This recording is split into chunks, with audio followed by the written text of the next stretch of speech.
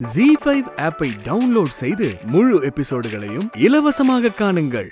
அப்புறம் sir sample அதிரசம் செஞ்சு கொண்டு வந்திருக்கோம். இன்னைக்கு 10 to 11 நல்ல நேரம். அது முடியறதுக்குள்ள கான்ட்ராக்ட சைன் பண்ணிட்டா நல்லா இருக்கும். பண்ணிடலாம். எதுக்கும் நீங்க இப்ப கொண்டு வந்த அதிரசத்தையும் சாப்பிட்டு பார்க்கணும் இல்லையா?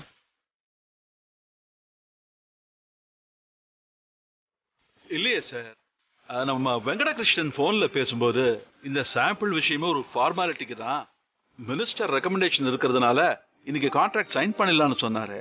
அதான் இன்னைக்கு எல்லாருமே கிளம்பி வந்திருக்கோம். குறிப்பா என் பேத்தி பொம்மியையும் கூட்டிட்டு வந்திருக்கேன். அவ கையாலேயே அட்வான்ஸ் செக்கை வாங்கிட்டு போலான்னு நினைச்சேன். புரியுது சார். இருந்தாலும் நாம் அவசரப்பட்டு எந்த முடிவும் எடுக்க கூடாது இல்லையா? இது பெரிய பொறுப்பு இல்லையா? அதான் தயங்குறேன். சரி சாம்பிள் பார்த்தலாம், கொடுங்க.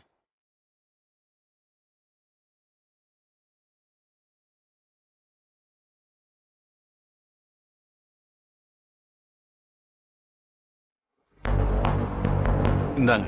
இந்தாயா, நீ ஒன்று சாப்பிட்டு பாரு.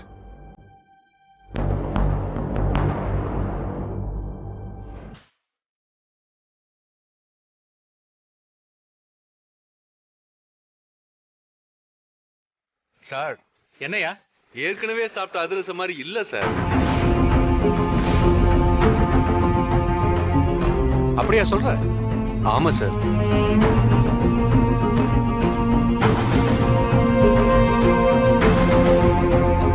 ஆமா, எனக்கும் அப்படிதான் தோணுது. சார், என்ன சார் நீங்க? அஞ்சலி ஸ்வீட்ஸ் எவ்வளவு பெரிய கம்பெனி, நாங்க ஏன் சார் பொய் சொல்ல போறோம்? ஆமா, பொய் தான் சொல்றாங்க.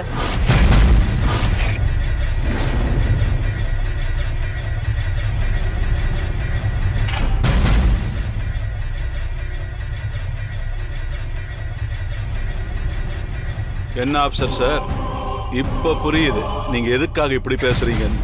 அப்படிலாம் ஒண்ணும் இல்ல சார். ஆபீசர் சார், உண்மையை பேசுறதுக்கு நாம எதுக்கு தயங்கணும்? இவங்க மறைச்ச உண்மையை நான் சொல்லவா? உண்மையா? என்னங்க உண்மை? இப்ப நீங்க கொண்டு வந்திருக்கீங்களே சாம்பிள் அதிரசம், இது பொம்மை செஞ்சதே இல்ல.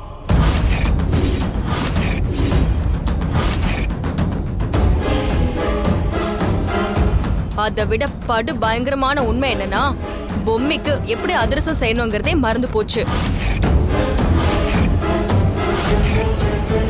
அது மட்டும் இல்ல, சுத்தி இருக்கிற எல்லாமே மறந்து போச்சு. உண்மைதானே?